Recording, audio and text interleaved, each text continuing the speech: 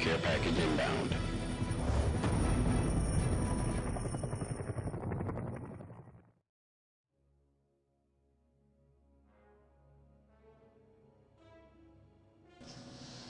Hello everybody, it's AJ back again to talk about dragons, more dragons in my monster series. Moving up our scale of the nobility of dragons, we're going to move on to copper dragons. And I'm going to expand on how devastating dragons can be in combat and talk about a few of the specific things that dragons do in combat, particularly the adult and ancient dragons. So this video may stretch a little bit. So specifically copper dragons, personality-wise, they love pranks. That's their thing. They love pranks, stories, jokes, seeing the humorous side of things, rising above the day-to-day to look at the mirth of things. So in the lands of an ancient dragon, a copper dragon, people are generally going to find things funny. So if you're walking along and you trip over something, the people around you, even animals in the trees, will break out into hysterics of laughter because it's the supernatural effect of the dragon pervading the land. And things will just, pranks will just happen, per se. Beavers will actually build little traps and stuff for people, not harmful, but just, hindrance and things, and the people of the land will just go with it because it's just funny that way. So it's got a supernatural slapstick nature to the environment of a copper dragon, and also they favour songs and stories and legends and fairy tale type marvels and wonders that can be talked about. So people will tend to be a little bit more heroic, a little bit more daring, a little more outgoing, because somebody who's laughing is not afraid. So they will do more daring things because they are egged on by other people. It's, everyone's got that hold my beer mentality.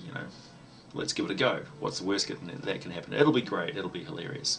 So people will be brave and outgoing and daring.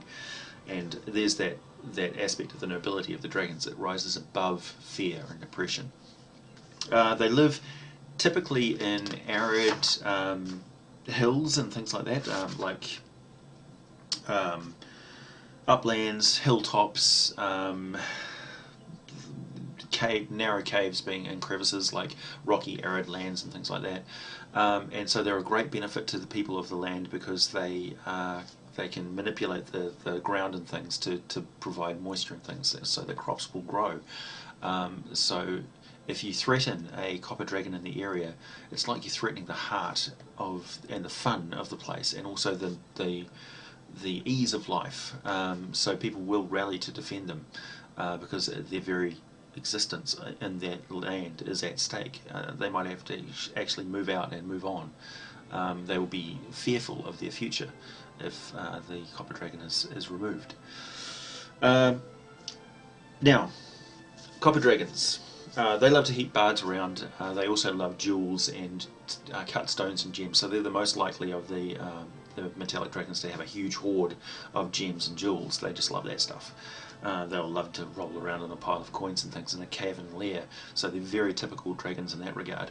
They are, stats and abilities wise, they are like the flip side of a green dragon. So they like personality, they like story, and they like jokes, and they like the manipulation of people that a joke or a good prank entails. So they're the lighter side of the manipulation of personalities that green dragons are famous for. I'll get to green dragons later, obviously. Yeah, green dragons are very manipulative, so are copper dragons, but they do it in a nice way, a way that's to elevate you out of your fears and your concerns about the now and the immediate, and get you to look at things from a humorous point of view. Now, lair actions, legendary actions, these are the things that make adult dragons so devastating. So, if you're going into combat with a dragon in its lair, first of all, that's a foolish thing to do. You should be really trying to think of every advantage you have to put the dragon, to make it unfair in your favour. Because the dragon is an intelligent beastie. Very intelligent. I mean, the ancient copper dragon has got an intelligence of 20. It's got a charisma of 19.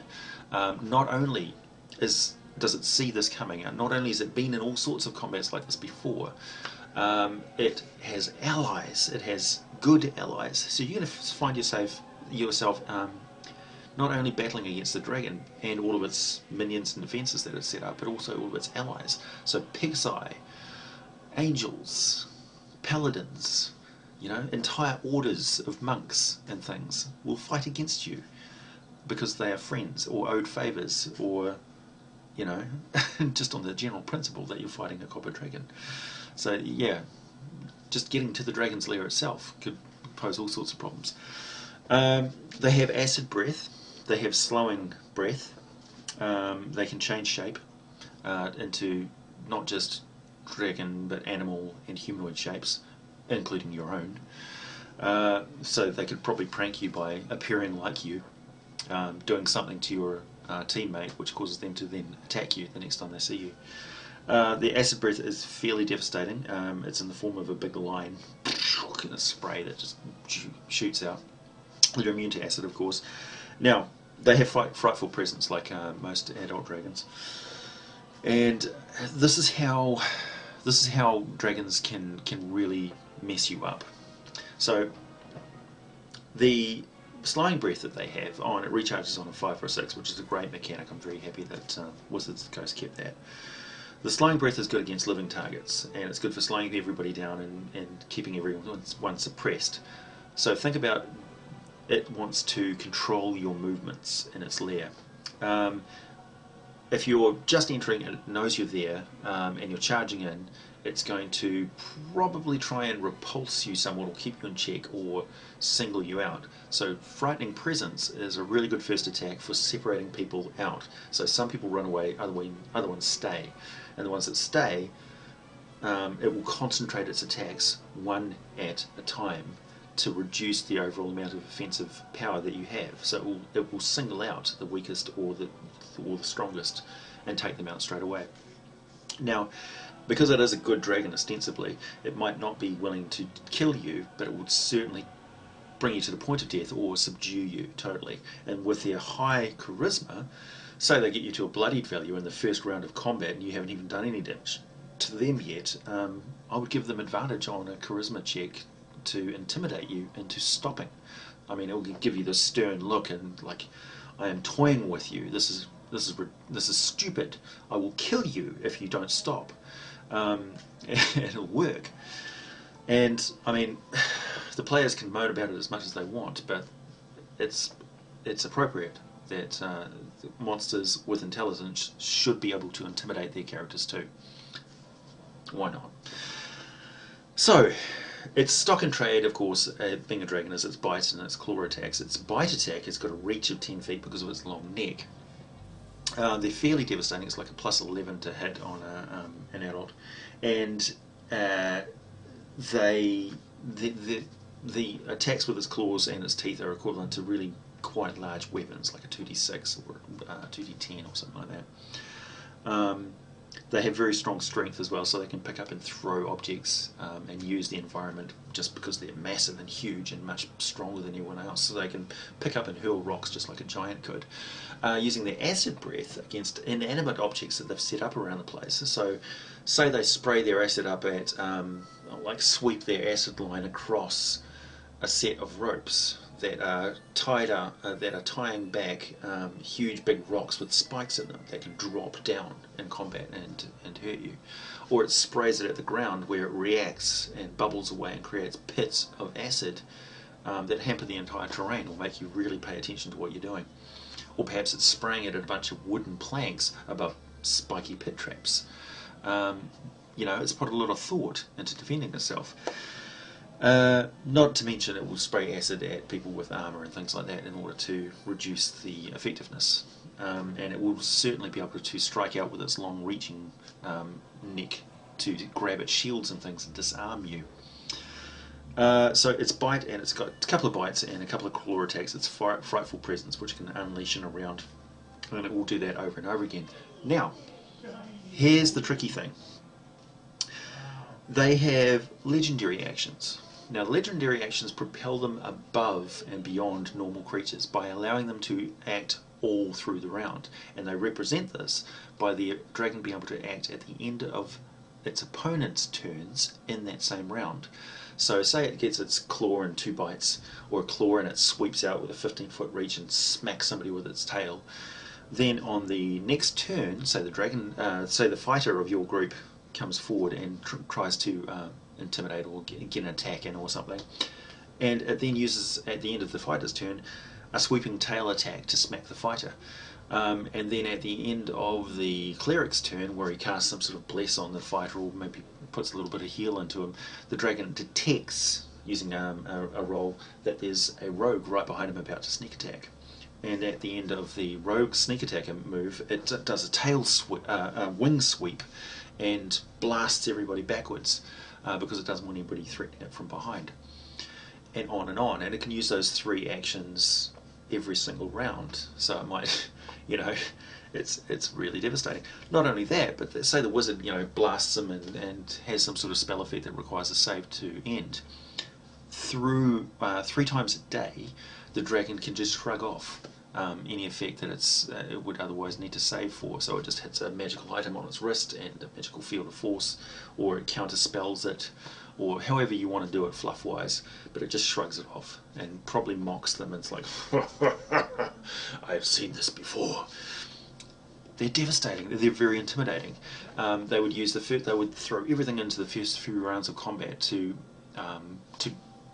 punch around and bash up these impudent humans which are coming at them, and then intimidate them into giving up the fight, and all the while seemingly impregnable.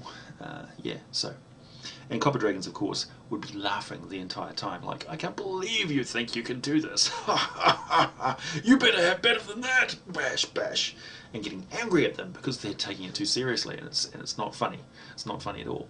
Not only that, but it's got the ability to use its Lair too, above and beyond its legendary abilities. So the Lair abilities happen on initiative counts.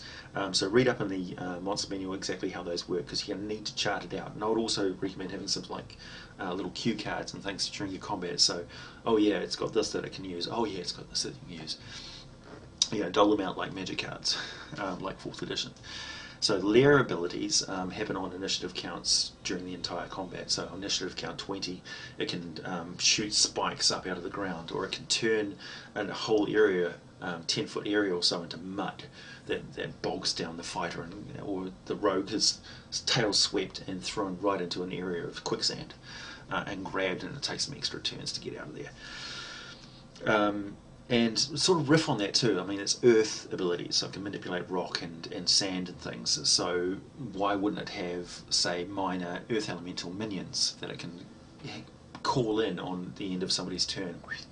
Instead of using a detect ability, it summons up some elementals that it's got off on the wings, or say a golem or something like that, earth golem, and some Galeb Dur, maybe some really loyal dwarves. And it calls them in to help, and so you're not just dealing with this dragon, but the dragon may just sit back, open up a chest, take out a healing potion, apply some salve, unroll a scroll, and start casting a really gnarly spell, which is, you don't know what it's going to bring against you. It's intelligent. It's got a bag of tricks that it's worked out. Meanwhile, you're fighting its minions and you're not really achieving your goal, and you're just getting worn down. And it's getting closer to intimidating you into stopping the fight to save your life. Or there will be a point where you realise that you're the bad guy.